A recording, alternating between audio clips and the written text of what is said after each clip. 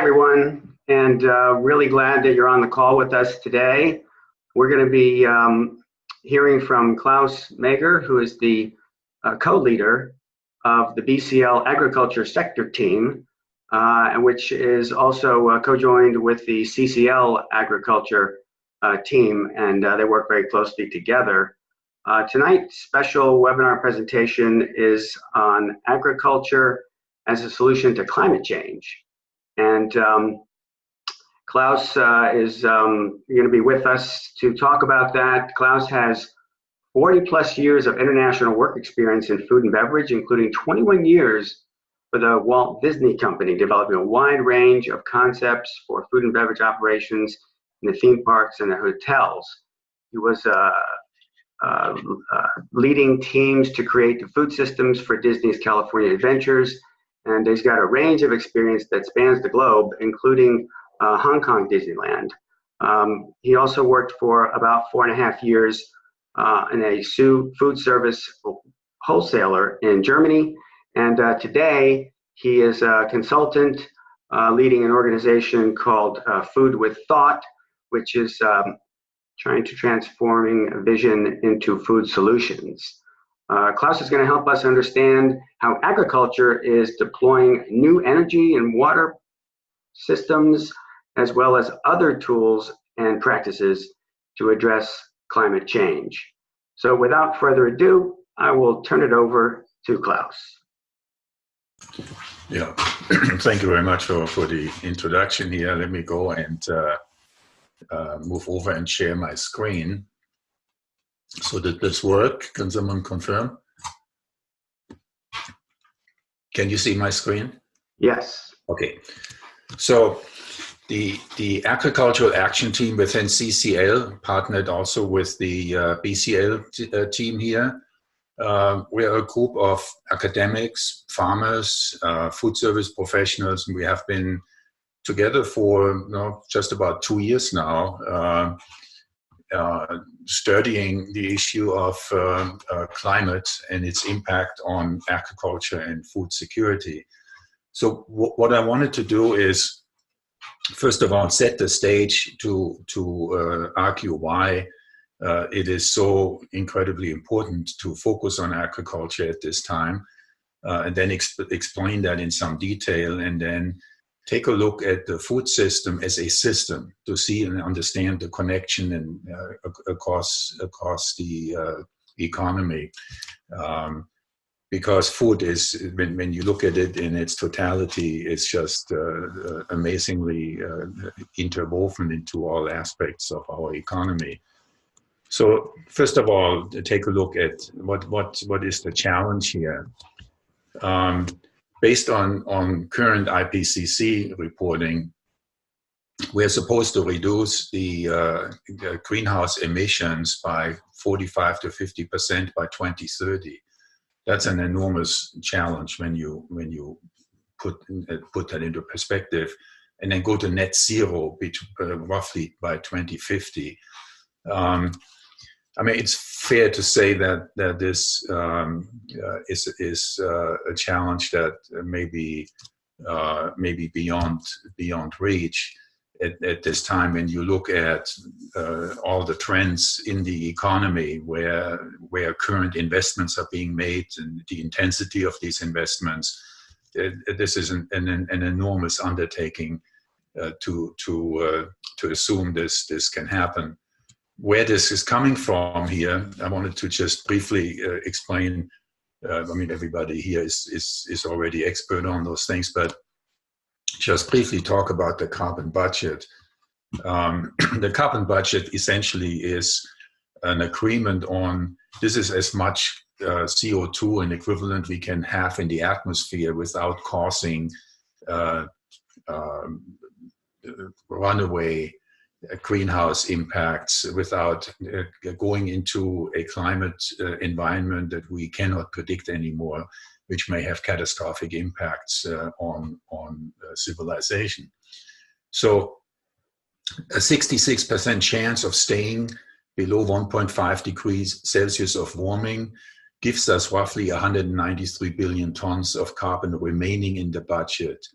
And so far, in the data for 2018 is saying we use 37.1 billion metric tons in 1 year. So you can see we have roughly less than 6 years left before that budget is gone. And once that budget is gone, we have to be at net zero to avoid further impacts here. So what I wanted to do is show you real quick where this number is coming from here, because the to understand this budget process here, this is a report here that has consolidated the estimates of climate models from around the world, from the United States, of course, NASA and other organizations, research institutes, but from Germany, from France, from Russia, from China. So these are all models, and the integrated assessment model is starting here at -192, means we're already blown beyond the available budget, what can be up there. And the most optimistic here is 779, meaning we have something like 20-25 years left before that happens. Either way, even the most optimistic scenario, you can see how outrageously ambitious this is if we were to start today, to go to net zero carbon emission within this time frame. So I picked the number 193 because that's sort of right in the middle of all these studies, to set the stage for this argument here. So in any case, the challenge is just overwhelming to contemplate here. So what are the options really? Where can we go with this? So there are basically two levers that we have. One is energy, and everyone understands we need to replace energy from coal, oil, and gas with non-carbon-based sources. And the other one, that's what I'm talking about today, is photosynthesis, which roughly translates into regenerative agriculture and land management to sequester carbon. So what does that mean? The carbon, I'm sorry, these pictures don't translate well into the slide here, but you will be able to get the PowerPoint slides, and when it all works right, it always takes on some extra life here when you put it on Zoom. So photosynthesis is basically saying that plants have the capacity to take carbon out of the atmosphere and sequester it through their root system into the soil. So I have a quick video here that really explains this process quite well. If I get to start it, sorry. So this is a 3-minute. Soils for food security and climate. Human activities release enormous quantities of carbon dioxide, CO2, into the atmosphere. This intensifies the greenhouse effect and accelerates climate change. Every year, plants recover 30% of CO2 thanks to their process of photosynthesis. Later, when the plants die and decompose, living organisms in the soil, such as bacteria, fungi, and earthworms, transform them into organic matter.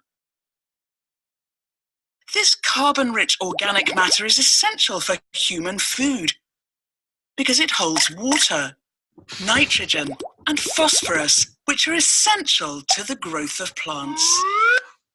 The world's soil contains 2 to 3 times more carbon than the atmosphere.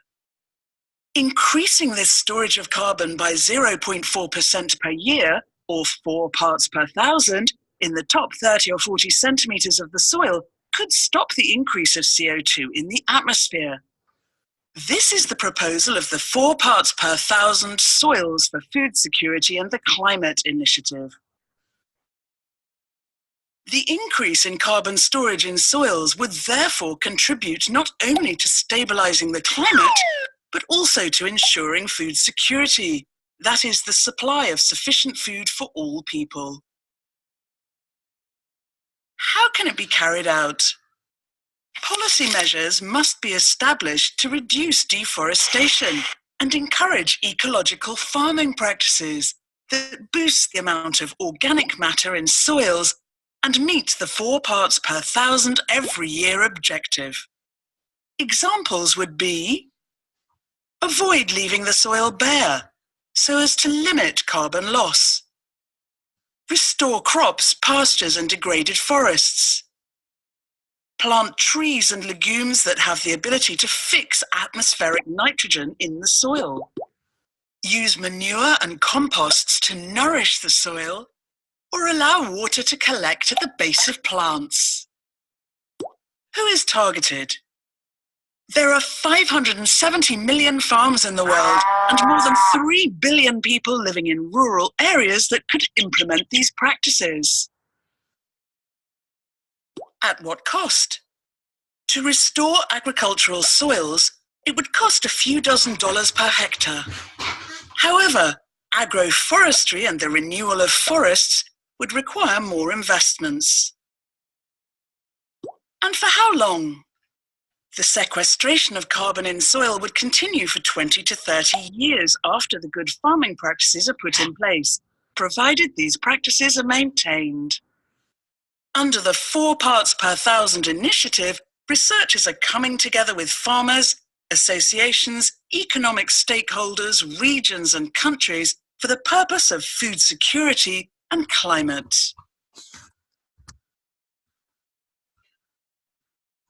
So that was a very short introduction here to the idea of regenerative farming or soil health, as it is also referred to by the farming community. To put this into more perspective here, because to really highlight this challenge that we're facing, it really goes beyond just climate change. And the food system is really at the forefront of this. So if I may introduce an idea, a concept here, it's called carrying capacity. There's an organization that's called overshootday.org. What they do is summarize the global depletion of resources, planetary resources.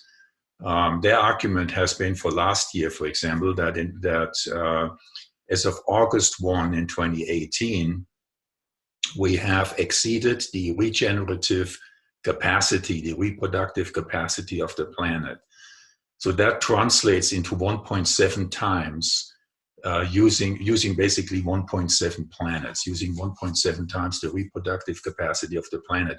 The way that works in practical terms, today, nearly 90% of fish stocks are either fully fished out, overfished, at risk of collapse. I mean, it's a stunning statistic when you, and I would encourage everyone to Google this process here. 2 billion people depend on fish protein for their food.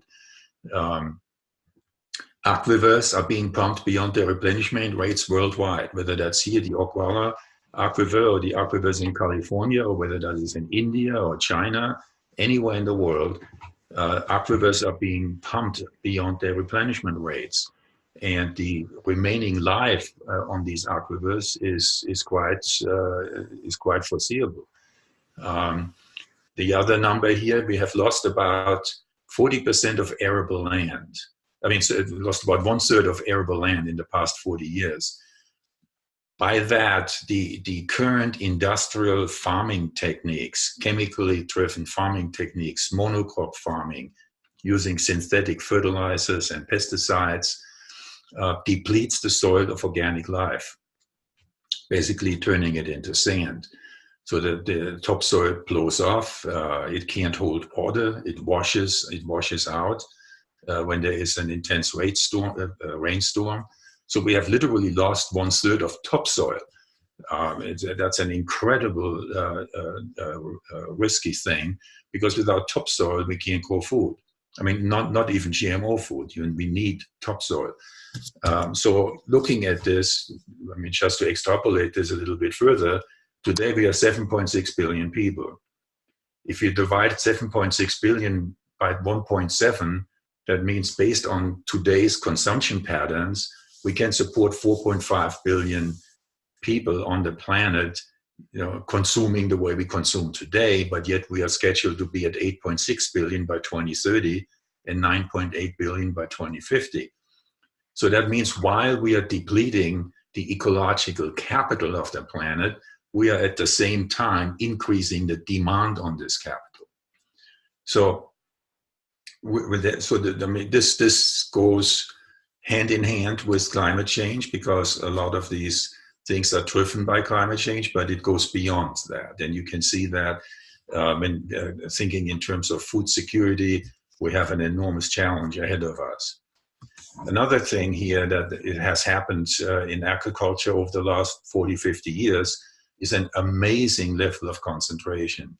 So here you see some numbers of what is happening in California. Then you look, of course, California is projected to be a hot zone going forward. This last season, they not got lucky again, but California has had a run with drought for several years that started to get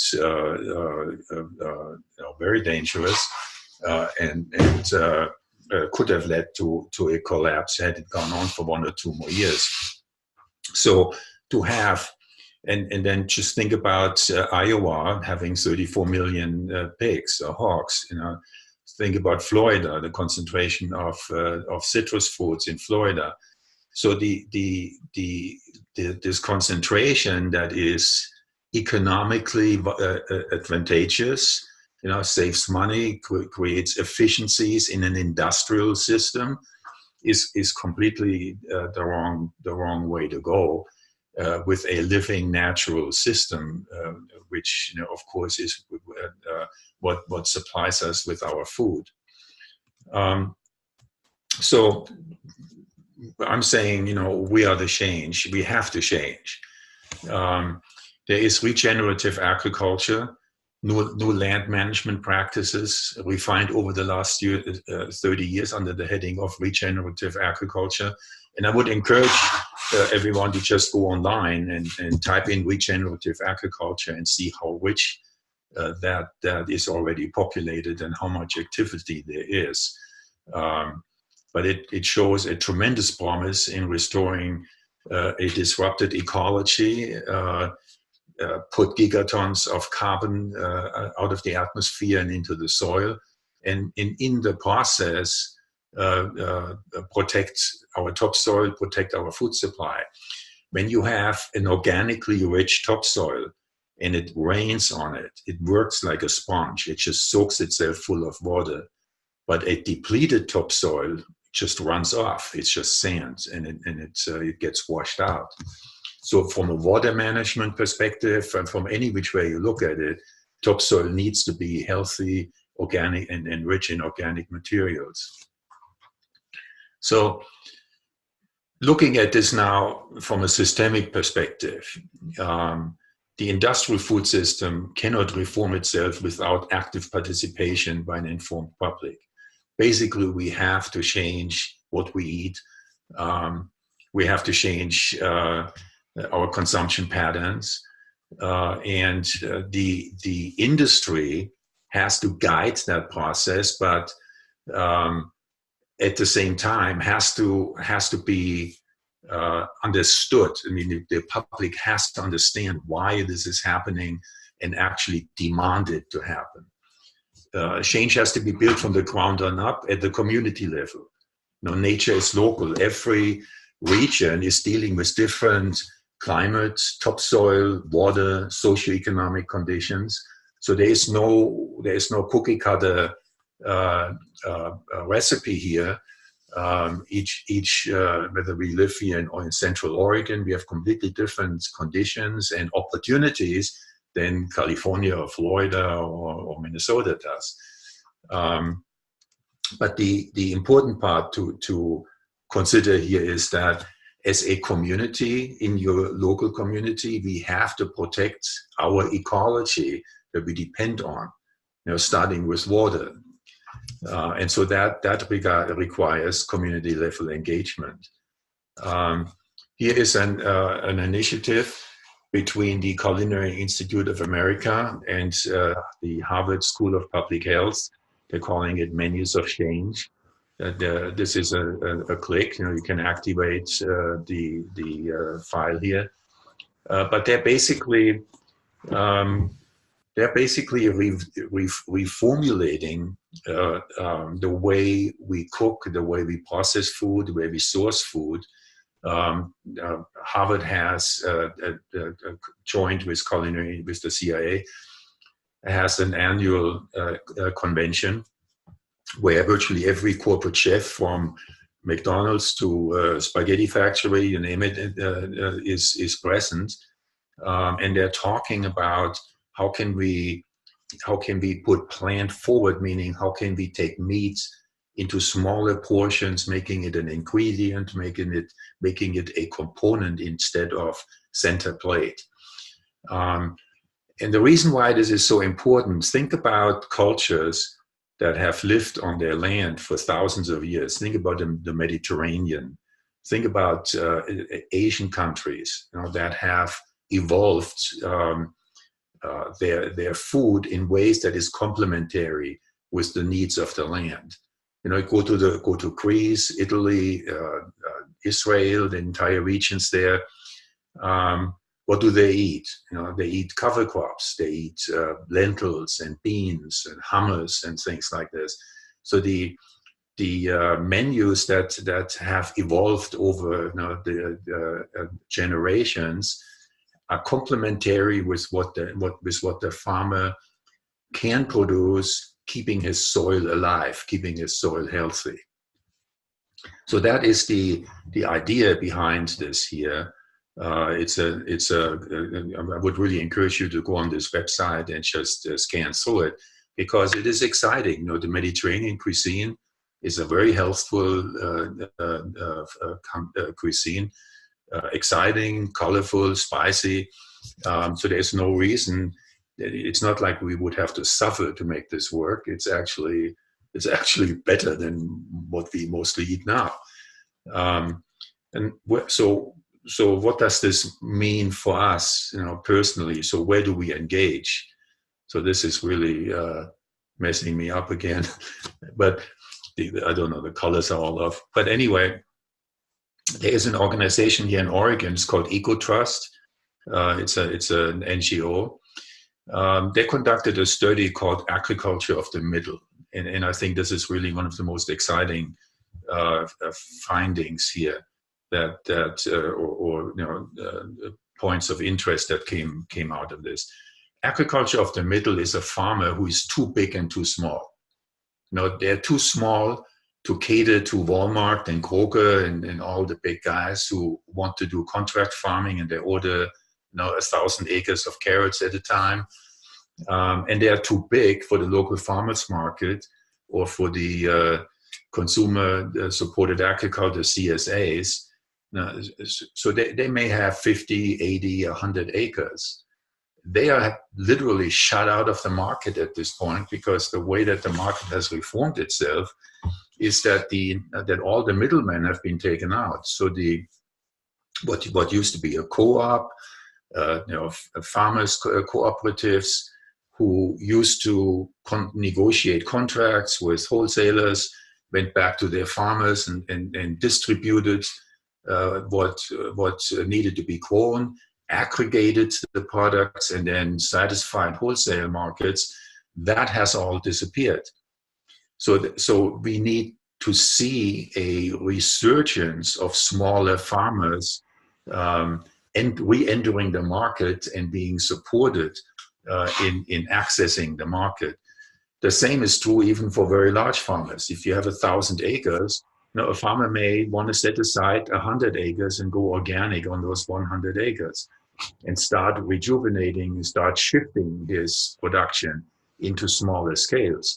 There's no market for that. So this is this requires, a consolidation and a partnership across multiple businesses that are integrated into the food supply chain. Basically, what has happened over the last 40, 50 years is that the food supply chain has become vertically integrated. So the farmer has been reduced to be a contractor. Now the buyer will go and request 1,000 acres of potatoes, but you have to buy your seed from Monsanto. You have to treat it in exactly the same, exactly as prescribed by using synthetic fertilizers and pesticides and so on, and grow that potato in very specific ways. So that limits the farmer in their ability to do what their land really requires to be rejuvenated and regenerated.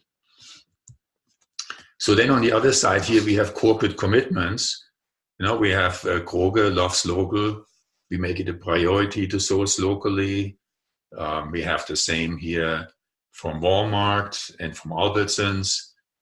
Sorry, these slides all jumped around a little bit here, but you can get the better quality when you download this, or when you go online on this link.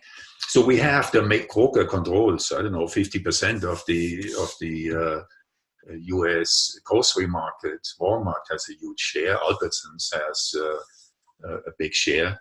If these companies were to shift their sourcing practices into being supportive to the farmer, in changing the way they prioritize their food, and particularly if they were willing to decentralize their sourcing so they can work on a more regional level. It's an enormous challenge, but I think what may have to happen is that our local communities will have to engage and work with the local outlets and request that local products be on the shelf. Here's a list, and it didn't come out quite right, but here's a list of companies and organizations that are already engaged in regenerative agriculture. General Mills, for example, just came out a few weeks ago and committed to converting 1 million acres into regenerative. So that's fantastic. There's the Ecosystem Services Market Consortium. So there's a number of interesting companies that are already added. There's the Sustainable Food Policy Alliance and CERES, which are umbrella organizations for companies who are supporting carbon pricing. They don't necessarily support the EICDA, but they are sympathetic to carbon pricing. So these are ideal partners for us to work with, because the EICDA is probably the best plan out there to initiate a pricing scheme and make it work in a good way. So we have put together an agriculture team toolkit, for those chapters who would be interested to talk with farmers, and this is specifically designed for people who are not farmers. So if you're interested in understanding more about the detail, this is of course a very brief and short introduction here into a very complicated and complex issue. But the toolkit here will allow you to dig in, do a deep dive into specific topics. Now it starts with an introduction that gives you some detailed feedback on where the issues really are, what agriculture is actually doing, how it's related to climate change, and then it gives you our agriculture climate declaration, which now is online, and we hope to gather signatures for that. There are several PowerPoint presentations that you can pick from. and customize for your own thing. But there are subsectors, which is a section that hasn't been filled yet, with the understanding, that when you talk to a commodity farmer or to the farm bureau, you have to be a little bit more careful how to approach them than if you're talking to an organic farmer or to people who are already versed in the issue. And you know that more than anybody working in your local community. But as we have more material coming in, we would love to fill this in for, what does it take? How, if you have had a successful conversation with an aggregator, distributor, or a supply chain, members of Congress, do let us know, and we incorporate this and update the information. There's a reference library that gives you, there are some great videos if you want to take a deep dive. But for example, Zach Bush is a phenomenal speaker. The Living Soil film, so David Montgomery, Growing a Revolution. So here you get more detailed information. Then we have specific training tools that explain how our carbon bill actually works with border adjustment and different questions there. So I would encourage you to take a look at this in some detail. What we like specifically, so support national carbon pricing legislation, participate in lobbying activities, but really, really important is influence trade associations and chambers of commerce. If you live in a larger community, there's a local restaurant association, there are catering groups, Chamber of Commerce, of course. But go and talk with groups, activate your supply chain. If you're in a position where you work in a company and you have any say over the supply chain, you can make a huge difference by paying attention to sourcing from regenerative farmers, source regenerative products, and educate your employees on climate change. So this is, of course, in super fast nutshell. It took us more than 2 years to pull these pieces together, but you can see that food as a whole involves absolutely everybody. We all eat breakfast, lunch, and dinner, and we all buy our food. So by paying attention to where we buy from and looking at food in the context of food security, soil health, carbon sequestration, would make a huge difference in how we can get a handle on preventing the worst impacts of what we're heading into. So that was in a nutshell. All right. Well, thank you, Klaus. A really fantastic presentation. A lot of information in there, and we will make that available to everybody. And really appreciate your commitment to this work and all the energy and time that you've been putting into this on behalf of BCL and CCL as well, and educating us. So a couple questions. First, around the Energy Innovation Act. I think on one side there's the farmers, on the other side business owners. Kind of what has their feedback been to you in terms of the reasons that they like it, carbon pricing and the EICDA, and the reasons that they are concerned about it? So the companies that like carbon pricing, they look at carbon pricing as more as a signal than anything else. It sends a signal into the market that we need to shift and change. And by making carbon more expensive, it will impact the entire food supply chain. It doesn't just impact the farmer. It impacts transportation, for example. So there's energy used for food from farm to final consumer, anywhere in between. So they're looking at this as a signal. There are companies who are fighting it and who think it is going to make food more expensive. The problem here really is that the large companies, large multinational food operators like Cargill or Monsanto, Tyson, and so on, but also retailers like McDonald's with 34,000 restaurants are very dependent on the supply chain the way it is configured today. McDonald's depends on the patty. The entire kitchen equipment, the entire supply chain is centered around the frozen patty that has to land on the grill. So, which is why they're now working with ideas like the Impossible Burger, plant-derived protein extracts, or working with lab-grown meats, which is another trend. But so they're going that route, to be able to maintain that. And in their case, any increase in cost to the carbon source makes their life more complicated. So the shift in the food sector is every bit as complicated and complex as it is in the energy sector.